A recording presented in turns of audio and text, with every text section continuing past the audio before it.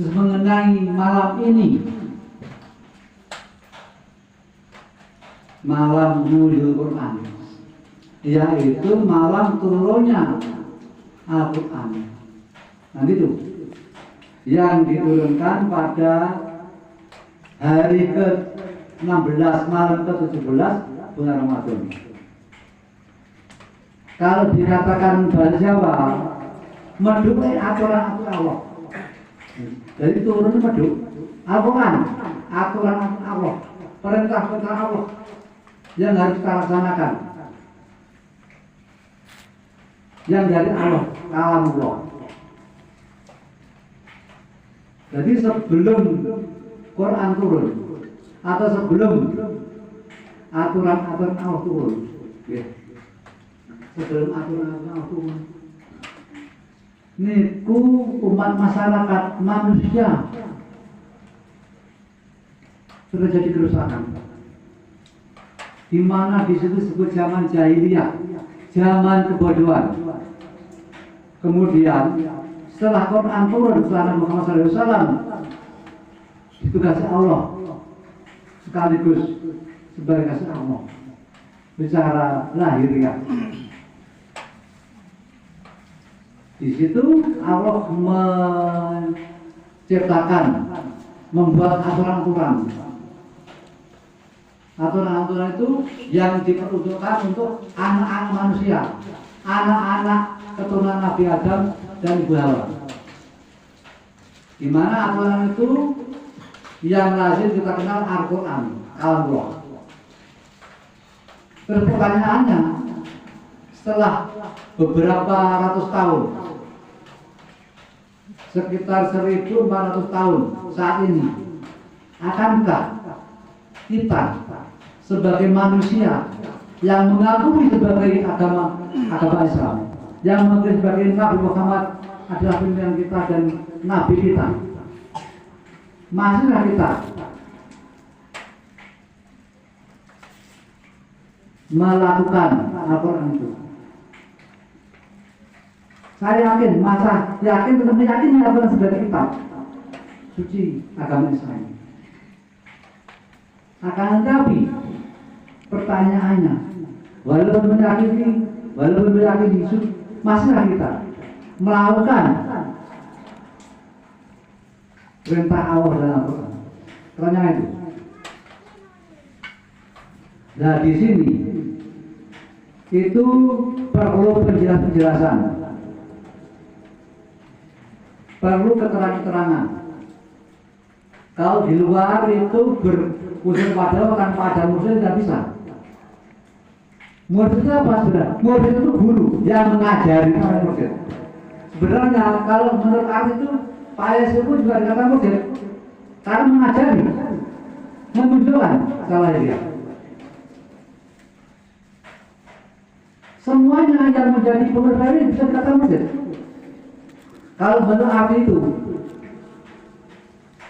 Tetapi murid yang sesungguhnya itu sebuah wakil dia disebut seorang guru yang bisa mengantarkan kepada Allah.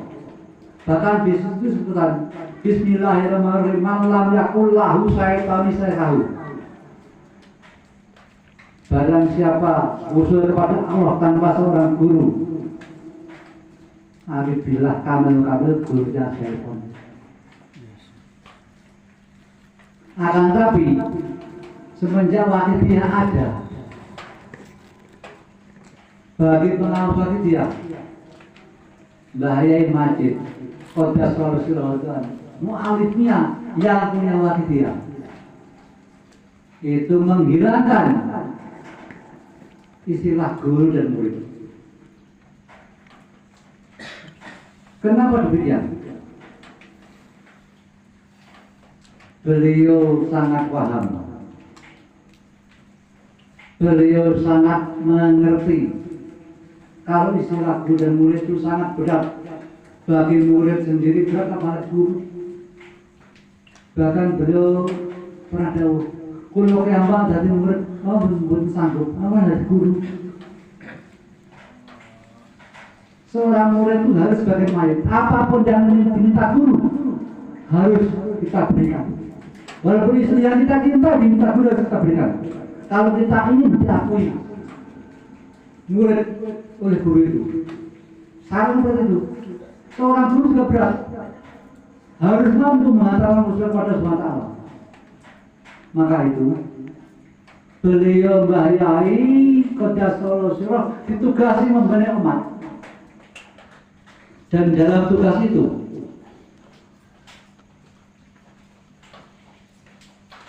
beliau diberi gambaran. Artinya beliau ditugasi membenahi umat tanpa pandang bulu. Tidak hanya wong Islam tok, orang wong Islam tok. Ora mung wong sing iso ngaji tok.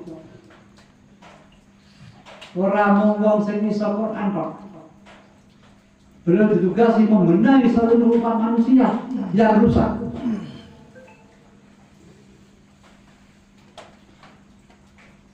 Sehingga beliau memakai alat untuk membenahi, menjadikan hati orang-orang yang rusak tanpa pada bulu. Hati yang sudah keluarga yang pucat seperti saya ini, dengan alat yang dinamakan sholawat dia. Kenapa kok sholawat? Itu tadi beliau memahami bahwa kalau nama itu doa atau nama itu apa, nanti yang bisa mengamalkan, yang bisa menjadikan hati hanya orang-orang pandai, orang yang tidak paham agama, apalagi yang tidak memahami tata cara.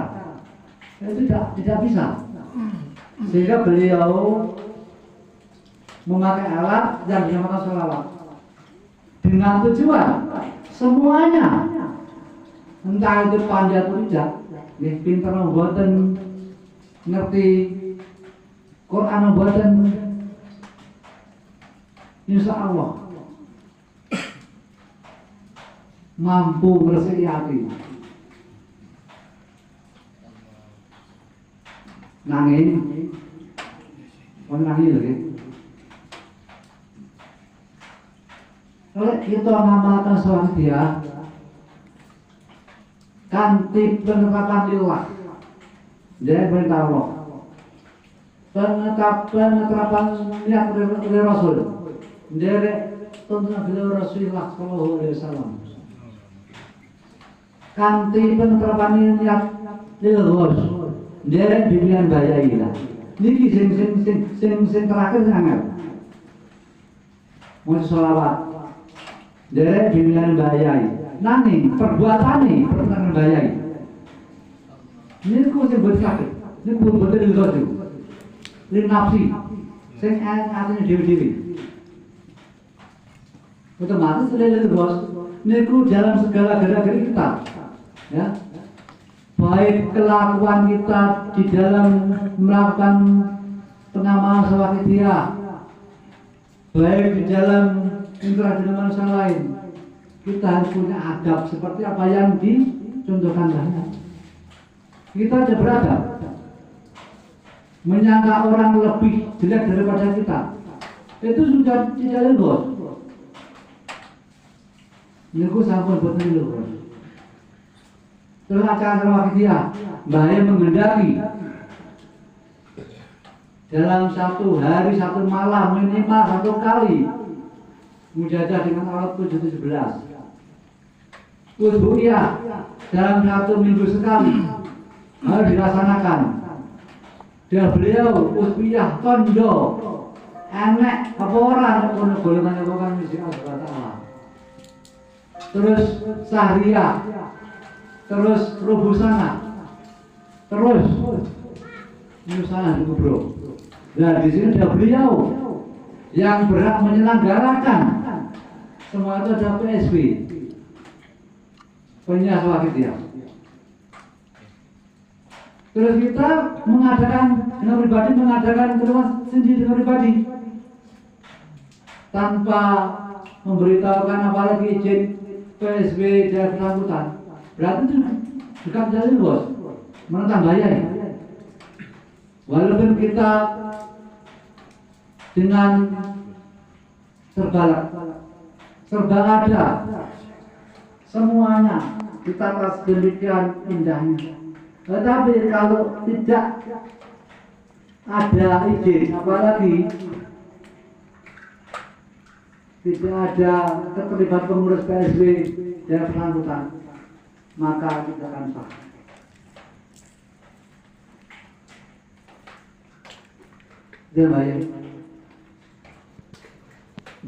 Intinya memang soal panitia itu berfungsi menjadikan hati, tetapi dalam pengamalan biar hati kita jernih, kita harus mengikuti pimpinannya Mbah Yai. Di samping itu kita harus penerapan Birroso. Kalau kita sudah benar, ya, pertama dalam setiap gerak-gerik kita lillah, ya, pokoknya jangan siap, kita lillah Rasul, kita lillah Rasul. Tapi kita tidak pada pengeterapan Birroso, maka juga karena di situ dikatakan belumlah bersyukur apabila seorang belum bersyukur kepada orang yang bersyukur. Di sini penetapan Birroso itu sebenarnya Mbah Yai itu tanpa kita sadari menempatkan kita orang bersyukur kepada Allah dengan penetapan Birroso. Setelah itu kita bilahkan semua ini yang menciptakan, menggerakkan mengenai Allah, lengkaplah. Berarti itu sudah pengamalan sholat itu sudah. Kemudian pengeterapan niat waktu Rasulullah sudah.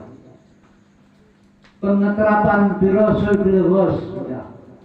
Pengeterapan billah sudah.